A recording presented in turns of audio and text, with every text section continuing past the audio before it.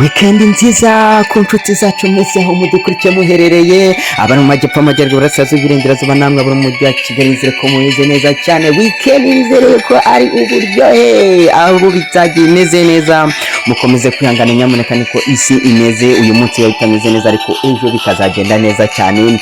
Nanjye rero nk'ibisanzwe mbanje kugira ngo ngende mba updatinga mu mikino kubera ko narakiyemeje kugira ngenda mba update amakuru agezweho mu isi ya siporo.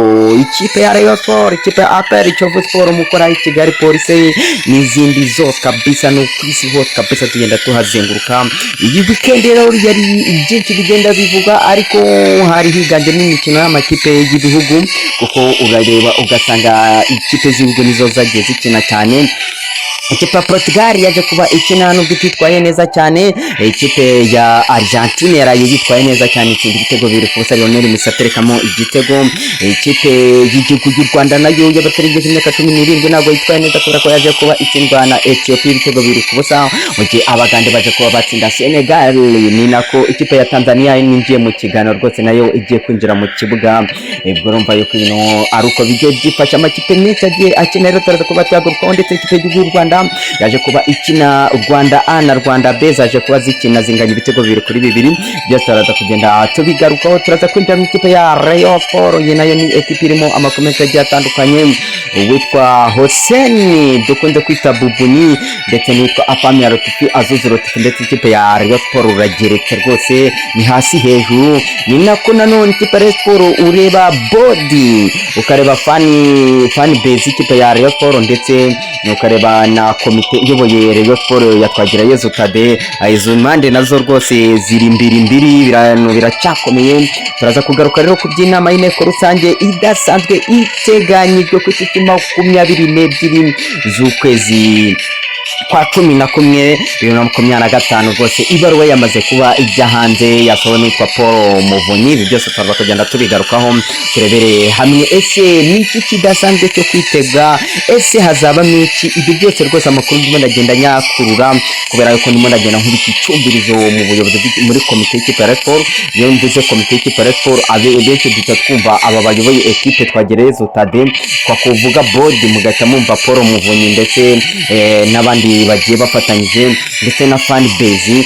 Byose hose ndimo ndagenda nk'ibiki icyumvirizo kugira ngo ngende menya ese niki kijya mbere, ese ko harimo hagenda havugwa byinshi biragenda bite. Ibyo byose uraza kugenda ubimenyera muri kino kiganiro. Ndaza kunyura ndetse n'ikipe ya APR Football Club naho ndere ese hariyo iki, harimo haravugwamo iki. Iyi ekipe irimo iritegura umukino ukomeye cyane igomba kubikinamo n'ikipe ya Musanze Football Club, umukino uteganyijwe ku itariki 21. Ibyo byose turaza kugenda ubimenyera muri kino kiganiro. Ndaza kunyura mu ikipe ya Kiyovu Sport nayo irimo amakuru menshi agiye atandukanye.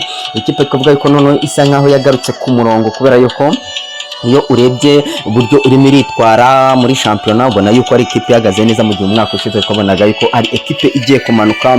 Turaza ndetse no kunyura mu kwaya makipe yo muri Sudani bigeze kugira ngo izi ekipe zibe zabona ibyangombwa, dore yuko zimaze igihe mu gihugu cy'u Rwanda. Abikipe ya El Merreikh, abikipe ya Al Hilal ni ekipe zimaze igihe hano mu Rwanda zirimo ziragenda zikora imyitozo, ndetse Al Hilal yo yaje kubikina n'umukino wa giti yakinye mu ikipe ya AS Kigali. Umukino waje kuburangira abanganya ibitego, ikipe ya Al Hilal itsinze ibitego 2-0 ubwo yatsinda ikipe ya AS Kigali. Abantu benshi rero baribaza bati si ekipe zizatangira gukina shampiyona ryari, ese byifashe gute? Uraza kugenda ubimenyera muri kino kiganiro.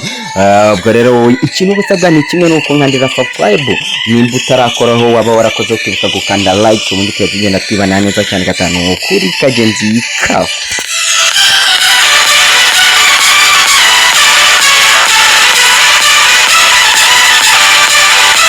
Yes, nta gutinda nako ry'imyaka rero reka dutangire amakuru yacu ngende mba updating. Ubu ngubu noneho iminota ya mbere ngomba kuzajya nyikoresha na updating abantu babwira ni ibi gutya na gutya, hanyuma ibindi byo kugana cyangwa se byo kuvugaho nindaho nkabivuga nyuma, ariko nabanje kuba updating. Ikipe y'igihugu y'u Rwanda y'abatangije imyaka 17 yaje kuba itsindwa n'ikipe ya Ethiopia ibitego 2-0, ibitego byinje hakiri kare rwose mu gice cya mbere. Ikipe y'igihugu y'u Rwanda rero ubwo irimo ishaka cyo kujya mu gikombe cy'isi. Murabyibuka muribuka yuko ikipe y'igihugu y'u Rwanda yigeze gukora aya mateka ikajya mu gikombe cy'isi cy'abatanije imyaka 17.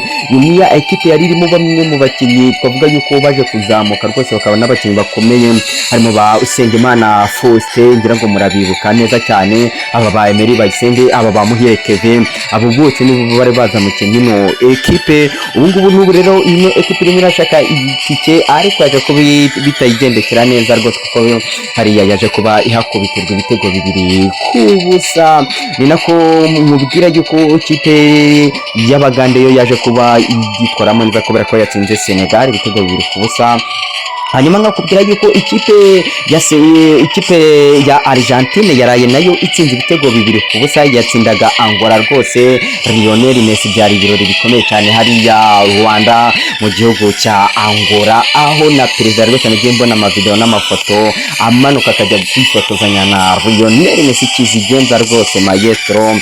Ni nako nkubwira yuko kandi iri kipe y'Abataliyani nayo yaje kuba itsinda ibitego 2-0. Nabonye rwose witwa Haaland nimugoroba bica mugendekera neza akora ko yaje kuba asohoka mu kibuga n'igitego atsinze. Ikipe yatsindwaga n'Abataliyani ibitego 2-0, ariko n'ubundi baracyafite amahirwe yo kuba bajya mu gikombe cy'isi. Abataliyani rero ubwo birabasaba gukora cyane cyangwa se kuba indi mikino bayitwaramo neza, sibyo ko nabonye barushwa ibitego byinshi bizagorana cyane. Rero ni nako nkubwira ko ikipe y'igihugu y'u Rwanda yaraye uyu munsi rwose umukino wabereye ku mahoro, wabaye mu muhezo nta n'umuntu ugeze akandagirayo, ariko umuntu rwose yamaye amakuru arambwira ati Rwanda A na Rwanda B, ati bitoyemo ibice 2 barakina, hanyuma banganya ibitego 2-2. Ikipe imwe yari irimo iyo twakwita Rwanda A yafatirwaga n'uwitwa Kwizera Olivier dukunze kwita Gishweka, hanyuma Rwanda B yafatirwaga n'uwitwa Ishimwe Pierre dukunze kwita Mario. Mbaye ko byari ibintu byiza cyane rwose. Nongera nkanakubwira yuko rero ku munsi w'ikipe ya Rayon Sport y'abari n'abategarugori bayamanutse mu kibuga rwose hariya mu Nzove kuri Skol Complex Center. Ikipe iraza kubikina n'iyitwa Macubara, bari umukino ukomeye cyane. Rero nkubwira ni kwinjira zaba ari inote y'igihumbi ahasanzwe, hanyuma 3,000 muri VIP. Gura tike yawe rero rwose ukanda akanyenyeri 662 urwego. Aya ni akanyenyeri 662 akanyenyeri 700 akanyenyeri 702 urwego, ubundi ukurikiza amabwiriza ugure tike yawe. Tuzahurire mu Nzove match, tuzanayibereka live 5-5. Ubwo rero nyikomeza ku ikipe ya Rayon Sport, nketana nakubwira yuko ari ekipe irimo amakuru menshi agiye atandukanye. Iyi ni ekipe yitwa Hossein dukunze kwita Boboni, uyu nguyu akaba ari ushinzwe gushakira akaryo Afahami ya Rotiki, umutoza wahoze atoza ikipe ya Rayon Sport ndetse ikipe ya Mukura Victory Sport, ariko akaba yaratandukanye ikipe ya Rayon Sport. Bakaba barimo barategura ikirego rero bagomba kuba baregamo ikipe ya Rayon Sport, ariko ikipe ya Rayon Sport nayo yamaze kuba rwose ishaka umuntu ukurikirana ibya kontra y'uyu Afahami ya Rotiki kugira ngo babikure mu nzira, bize kuva mu nzira nta bintu by'imanza cyangwa se nta bibazo biteje ikipe ya Sport, kubera ko ikipe ya Sport ni imwe mu makipe akomeje kugenda ajya mu bihano bya FIFA. Ubu ngubu rero ntabwo bifuza yuko ibyo bintu byagaruka. Nongera nkanakubwira ko kandi ikipe ya Sport irimo irategura inama y'inteko rusange iteganyijwe ku itariki 22 azaba ari ku cyumweru. Rwose twavuga yuko ibintu bizaba bikomeye cyane, kubera ko nakomeje kugenda nkurikirana ibintu bishobora kuzaba biri mu inteko rusange, ariko naje gusanga ari ibintu bitazaba byoroshye, kubera yuko hari abifuza kuba bakweguza komite. Hari igihane nabashije kumva yuko kirimo kiravuga kiti twe dukeneye kubwira Paul Muvunyi agafata ikipe ya Sport akayiyobora, ari naho abenshi baryamye. Paul Muvunyi usanzwe ayobora board bakamuha no kuyobora association Rayon Sport, yabyanga bagahita bamwirukana burundu. Uvuga ngo Paul Muvunyi ni amahitamo abiri: kuba yaba perezida w'ikipe ya Sport akayibyimba akaba uyiyobora, cyangwa se agasezera mu ikipe ya Sport. Ibintu birakomeye cyane mu ikipe ya Sport. ariko rero nabo kuri Twagirayezu Tade nabo barimo baragenda bategura ibintu byinshi bigiye bitandukanye kubera ko baravuga bati nta mpamvu yo kumanika amaboko gutyo gusa, dore ko Tadeyo abona yuko ubu ekipi iri habi kandi akora ikiganiro avuze yuko rwose atifuza kuba yasezera cyangwa se yava mu ikipe ya siporo iri ahantu habi, ahubwo avuga ati nimba nanava mu ikipe ya siporo nzayivemo iri ahantu heza, hari aho yisize, hari byiza yisizemo.